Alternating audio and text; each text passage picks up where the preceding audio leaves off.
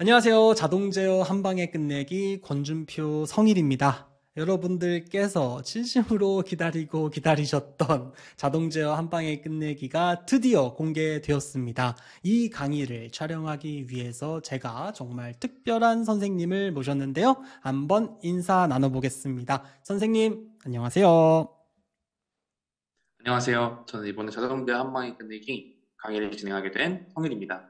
만나서 반갑습니다. 선생님, 정말 반갑습니다. 혹시 어떤 이유로 이 자동제어 한방에 끝내기 강의를 촬영하게 되셨나요?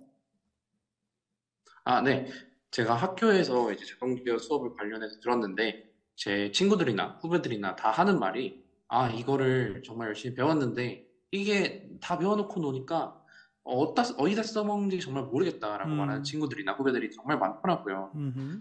근데 이제 거기서 좀 더 나아가서 저는 관련해서 드론 동아리 활동이나 이런 것들을 좀 학교에서 진행했었는데 네. 거기서 배웠던 내용들을 이렇게 합쳐서 여러분들이 자동 제어를 배워서 어디에도 쓸 수 있다 음. 이런 것들을 좀 같이 좀 해보고 싶어가지고 이제 그런 내용들에서 같이 섞어서 이렇게 교수님과 함께 자동 제어 한 번에 끝내기 강의를 촬영하게 되었습니다.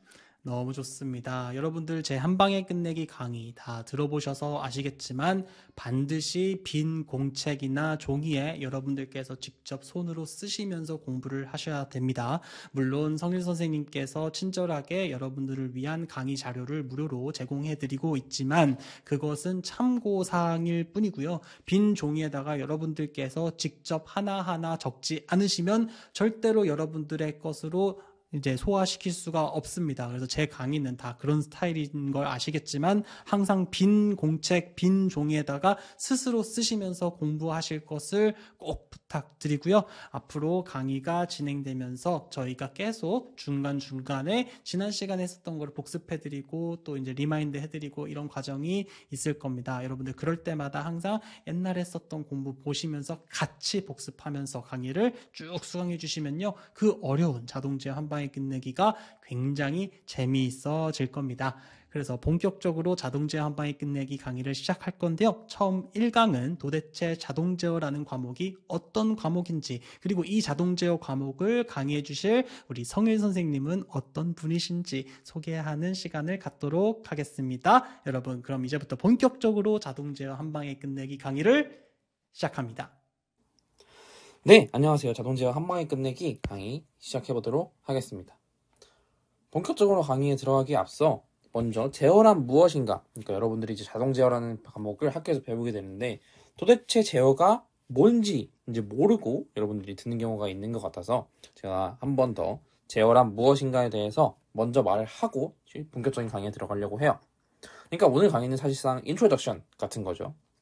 그래서 오늘 강의를 잘 듣고 제어에 대한 여러분들 개념을 잘 잡은 이후에 따라오는 강의들을 들으면 이제 이후에 따라오는 강의들을 잘 이해할 수 있도록 제가 만들어 드릴 테니까 오늘 강의 잘 듣고 따라와 주시면 감사하겠습니다. 먼저 이제 앞으로 여러분들이 강의를 시작할 때는 제가 이런 식으로 강의의 목차, 어떤 한 단원의 목차를 먼저 말씀드릴 거예요.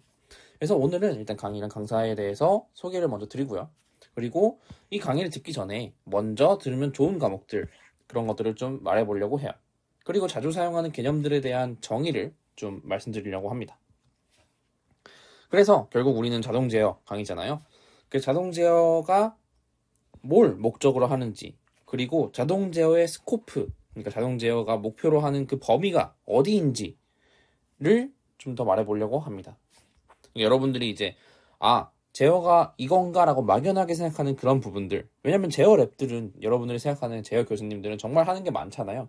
그래서 그 중에서 이 강의가 목표로 하는 것이 무엇인지를 좀 먼저 말씀드리고 가는 게 앞으로 공부를 할 때 좀 헷갈림이 없을 것 같아서 한번 정리해 보려고 해요.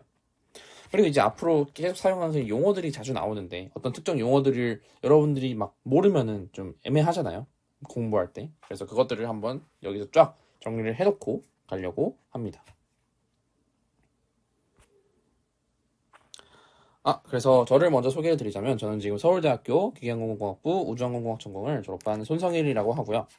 그리고 이번 이제 강의가 진행된 이름은 자동제어 한방의 뽀개기라는 한방의 부수기라는 그런 이제 이름으로 지금 만들어져 있지만 학교에서는 자동 제어, 뭐 제어공학 개론, 기계 제어, 뭐 저 같은 경우에는 저는 항공 전공이었기 때문에 비행체 제어라고 이름을 들었는데요. 그러니까 제어라는 그 여러분들이 코스에서 가장 만나는 제어의 첫 번째 그 개론 과목을 제가 가르치는 거다라고 생각하시면 되겠습니다. 일단 이번 강의는 이제 제가 배웠던 프랭클린 교수님의 Feedback Control of Dynamic Systems라는 이 책을 기초로 해서 이제 나갈 건데요. 여기에 이제 구체적으로 보면 1에서 7단원까지 제가 강의를 하게 됩니다. 주로 보통 3학년 1학기에 개설되는 걸로 알고 있어요. 3학년 1학기 혹은 3학년 2학기 정도에 개설되는 것으로 알고 있는데 이 과목은 여러분들은 이제 교수님 수업을 사실 듣고 저한테 오는 경우가 훨씬 많잖아요. 그래서 거기서 제가 당연히 그 개념들을 설명을 하겠지만 그 개념 설명하는 것과 더불어서 그 문제로 좀 풀면서 여러분들과 이해하는 그런 시간들을 가지려고 노력하려고 합니다.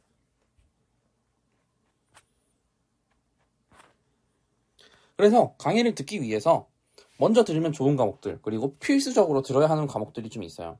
제가 이걸 좀 그 중요한 정도에 따라서 색깔로 좀 나눠봤는데 일단 기본적으로 공학수학 무조건 필요합니다.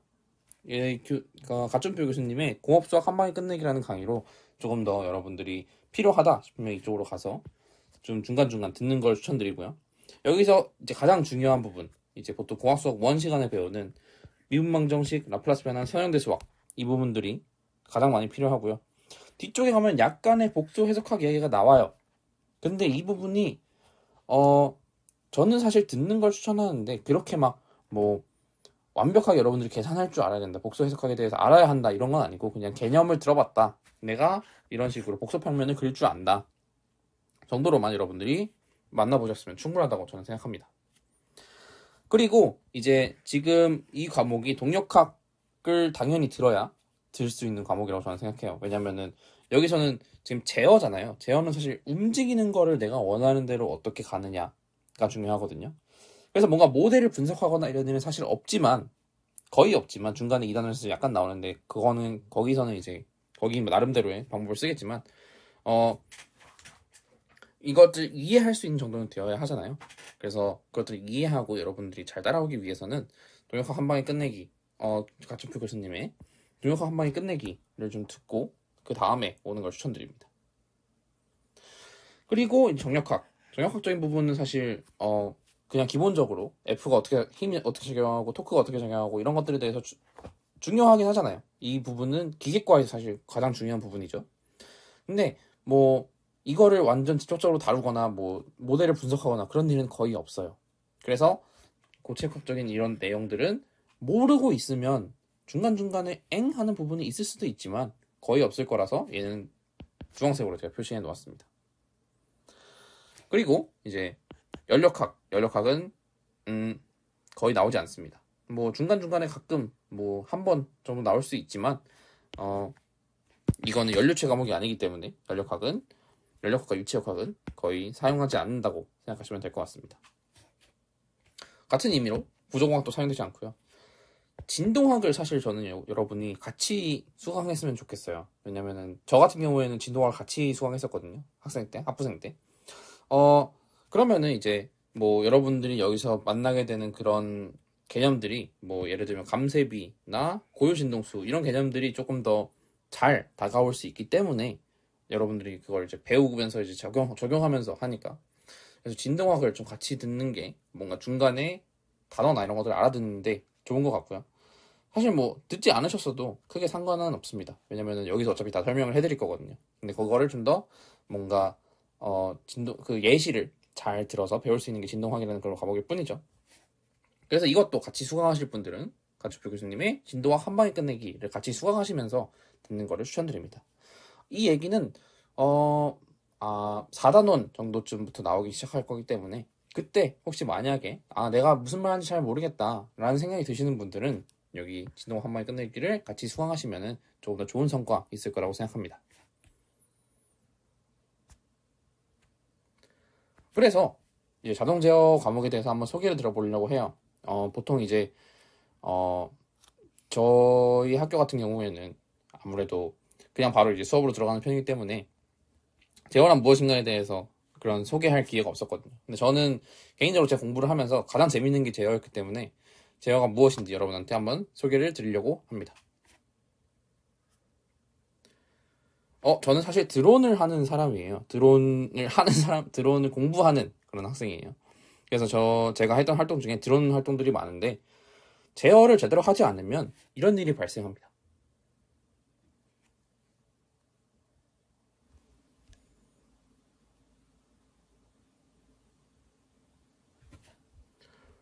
여러분들은 사실 드론을 날려본 적은 있을 수도 있겠지만, 드론이 이런 식으로 불안정하게 나는 거는 본 적이 없을 거예요. 지금 보면 처음에는 이렇게 안정적으로, 그나마 조금 안정적으로 하고 있다가, 이게 점점 진동이 커지는 걸 볼 수 있죠. 이게 누가 조정을 안 했는데도 이런 식으로 떨어지는 거예요. 이런 걸 불안정한 시스템이라고 하죠. 불안정한 상태에 있다고 또 하고요. 그래서 조그마한 진동이 이렇게 큰 진동으로 이루어져서 이 모델이 페일리어가 되는 것, 실패하는 것, 떨어지는 것, 이런 것을 제어가 되지 않았다라고 표현합니다. 그래서 이거를 내가 잘 조절해서 잘 떠일 수 있게끔, 잘 기동할 수 있게끔, 내가 원하는 대로 움직일 수 있게끔 하는 것이 제어인 것이죠. 참고로 지금 여기 있는 이 기체는 총 한 300만 원, 400만 원 정도짜리 기체인데, 이거 떨어진 다음에 수리하느라 50만 원 썼습니다. 그래서 이런 일이 일어나지 않도록 여러분들은 잘 제어를 할 수 있도록 해야겠죠. 그래서 어떤 식으로 제어를 하냐?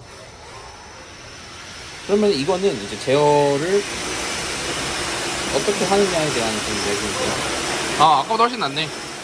잠시만요. 이걸 먼저 보여드려야겠네요. 이거는 제어를 하나도 조정하지 않았을 때, 내가 제어 개수들을 하나도 조정하지 않았을 때 일어나는 일입니다. 지금 보면은 이걸 키면은 처음에 키는 행동으로 인해서 이 진동이 생기죠. 근데 그 진동을 잡으려고 만약에 왼쪽으로 기울어지면 오른쪽으로 얘를 움직여야 될 거 아니에요. 근데 오른쪽으로 얘를 되돌려 놓으려는 힘이 너무 커진 나머지 오른쪽으로도 너무 돌아가 버린 거죠. 그러면 또 왼쪽으로 다시 더 돌아가 버리고, 그럼 더 오른쪽으로 돌아가 버리고, 그러면서 이 시스템이 불안정해지는 게 제어가 되지 않는 것입니다. 근데 만약에 내가 얘를 잘 제어를 되게 만들었다면 이런 식으로 제어가 될 거예요. 아까보다 훨씬 더 안정적으로 얘가 날 수 있는 그런 환경을 제공하는 걸 보이죠? 그래서 얘가 이 축을, 여기 가운데 보이는 이 메탈 축을 기준으로 이렇게 조금 움직였는데도 제자리로 잘 돌아오고, 내가 고의로 이런 식으로 움직였는데도 놓으면 이렇게 제대로 잘 돌아오는 게, 이렇게 잘 되는 게 사실 제어인 것이죠. 내가 원하는 대로 이 시스템을 움직이게 하는 것이 제어인 것이죠. 여러분들이 실제로 공부할 때 이런 것들을 볼 수 있는지는 모르겠어요. 이거는 저희 학교 동아리에서 제가 이렇게 했던 그런 실험들의 일환이고요.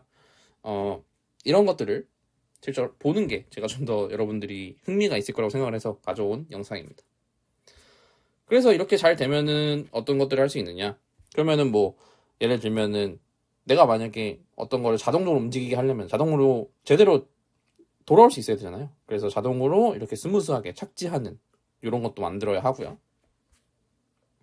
뭐 밑에 뭔가를 달고 배송하는 뭐 이런 임무들도 수행할 수 있겠죠.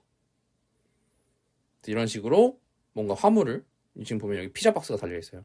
그래서 화물을 놓는 어떤 손이나 집게 같은 걸 만들어서 이걸 하늘에서 놓는 그런 활동도 진행할 수 있습니다.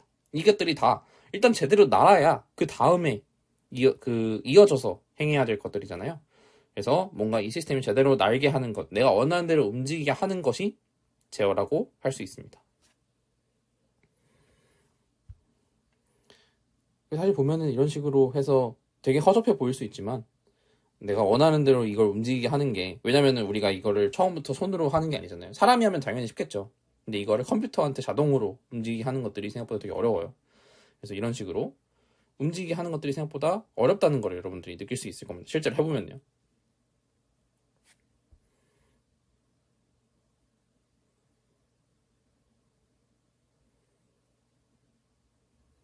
제가 아는 어떤 드론 연구하시는 분은 요 4개의 프로펠러 달린 요 기체가 나는 게 기적이다 라고 실제로 표현하신 분도 있어요. 그래서 제어가 잘 되는 것이 생각보다 어렵다 라고 생각할 수 있어요. 저는 개인적으로는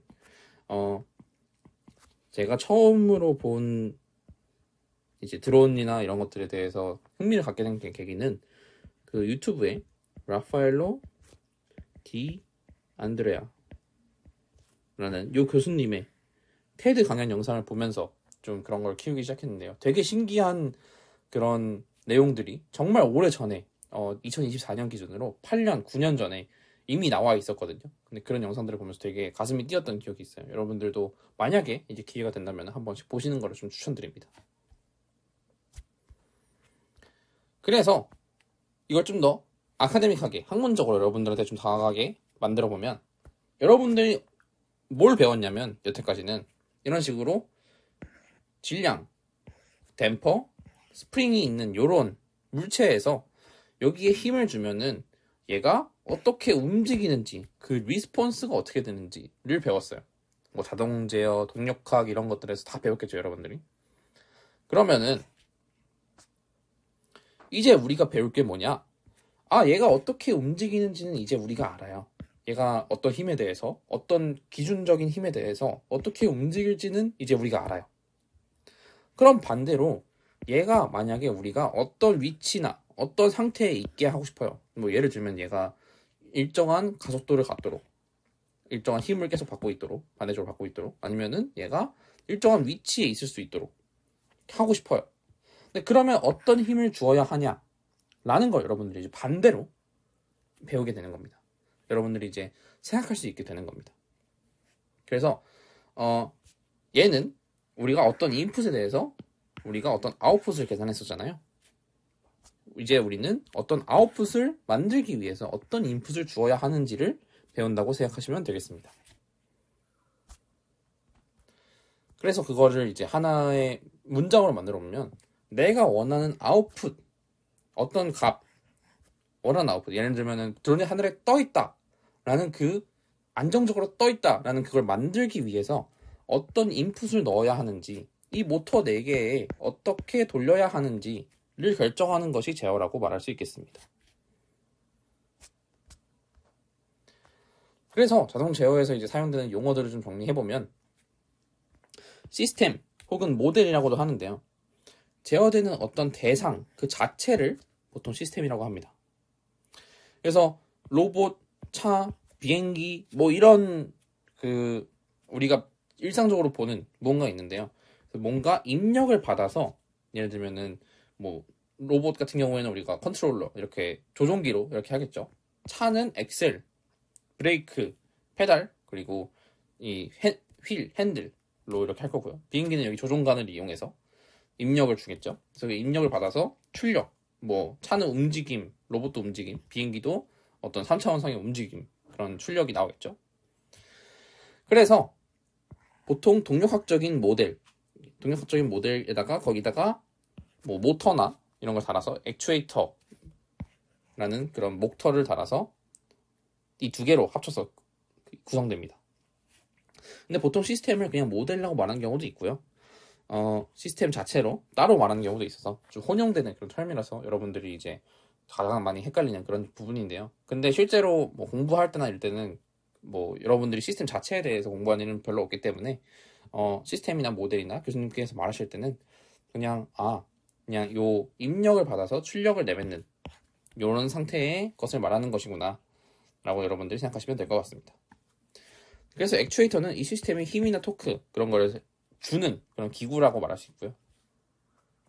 결국 컨트롤, 제어가 액추에이터를 이용해서 내가 모터나 뭐 예를 들면은 뭐 모터나 엔진 이런 걸 이용을 해서 시스템의 동력학적인 응답, 우리는 기계공학과잖아요. 그래서 동력학적인 응답을 만드는 것이 컨트롤이라고 할 수 있겠습니다. 사실 전기정보공학부로 이제 넘어가면은 이제 그 인풋이 볼티지가 될 수도 있고요.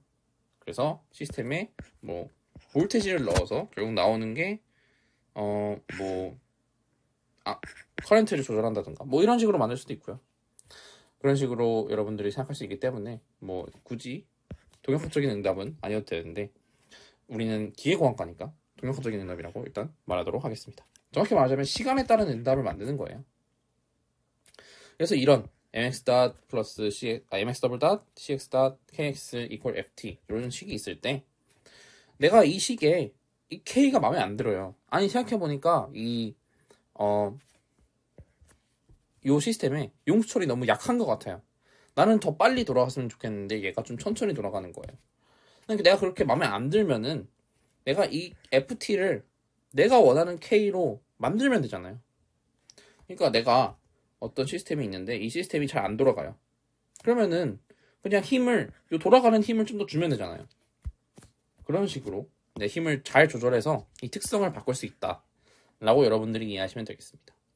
여러분들은 모터 한계나 이런 것들은 여기에서 그 고려하는 대상이 아니에요. 그래서 이 힘을 어떻게 놓아서 내가 원하는 캐릭터리스틱을 만들 것인가, 내가 원하는 시스템 특성을 만들 것인가에 대해서 공부하게 됩니다.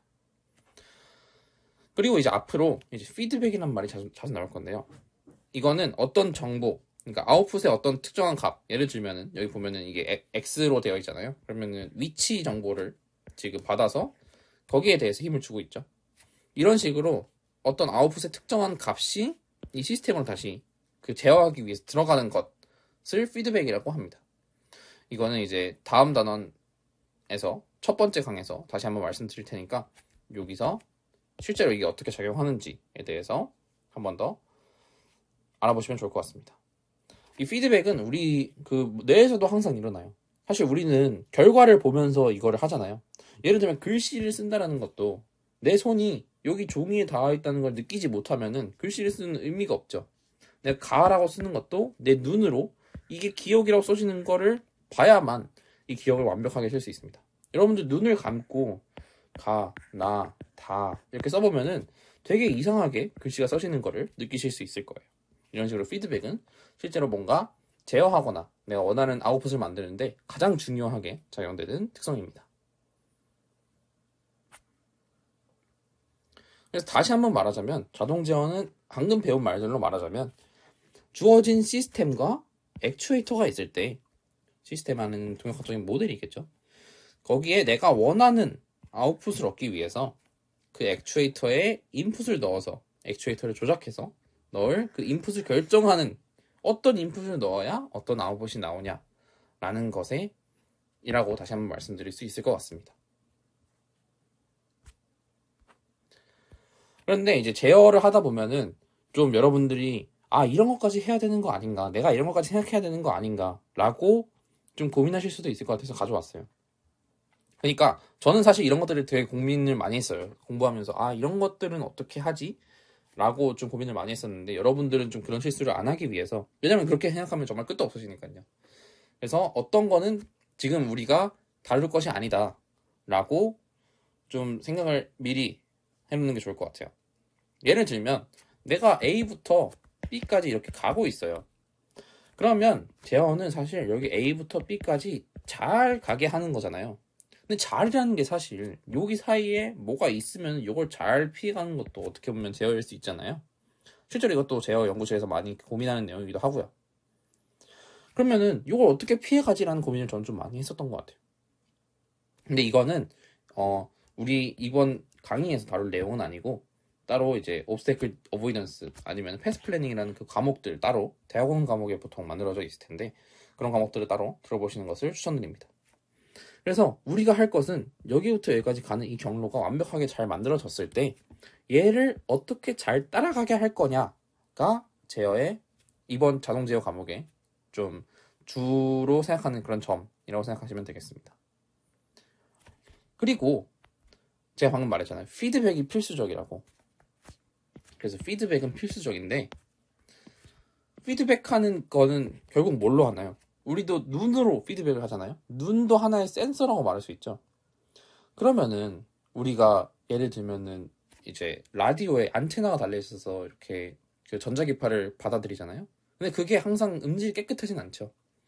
그런 식으로 센서에는 항상 노이즈 값들이 작용합니다. 그러면은 그 센서 노이즈들은 어떻게 하나요? 라고 하는 내용들이 뒤쪽에 약간 나올 건데 그때 좀 더 나가서 그럼 내가 이걸 다 잡아야 되는 건가? 내가 이거를 다 무시할 수 있는 그런 제어기를 만들어야 하는 건가? 이런 노이즈들이 들어와서 내 로봇 다 망가지면 어떡하냐? 라고 여러분들이 생각할 수도 있을 거예요. 근데 이것들도 센서 필터링이라는 따로 만들어진 그 과목들을 통해서 여러분들이 배워야 하는데요.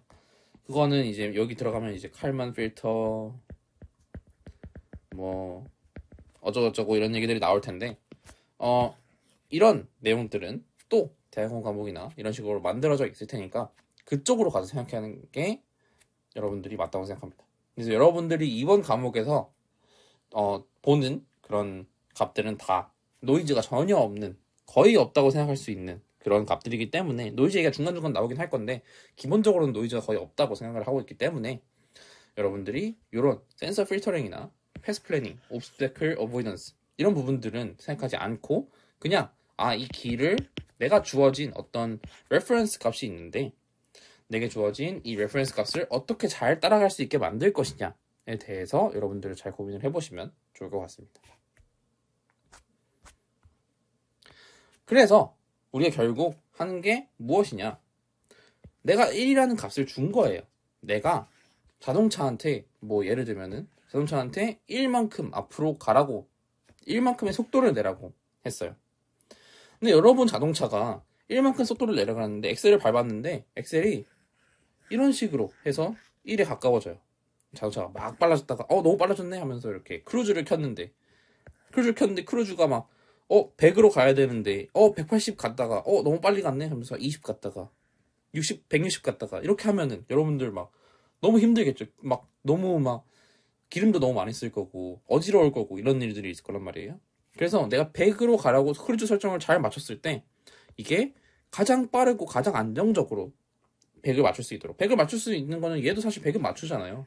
근데 이런 거 이제 타면은 이제 현대자동차는 망하겠죠. 여러분들이 현대자동차에 가서 이걸 어떻게 100으로 잘 만들 수 있을 것이냐 라고 고민할 수 있게 해주는, 그럼 어떻게가 뭐냐 라는 건 또 이제 제어의 범위 벗어나요. 그거는 이제 여러분들이 설계할 때 그 고민해야 하는 부분이고요. 그래서 그런 가이드라인을 줬을 때 나는 그러면은 요게 1초 안에 100에 잘 맞춰졌으면 좋겠어. 100이 있으면은 뭐 101km, 199km 요 안에 1초 안에 들어왔으면 좋겠어. 그런 가이드라인이 있을 때 어떻게 그걸 맞출 수 있을 것이냐에 대해서 배우는 것이 자동 제어라고 할 수 있겠습니다. 그러면은 이제 이런 것들을 배우기 위해서 어떤 것들이 필요한지 곧 알게 될 텐데요. 따라오는 강의에서 이제 시작할 거니까 여러분들 다음 강의부터 실제로 이것들에 대해서 알아보도록 하겠습니다. 그럼 다음 강의에서 뵙겠습니다.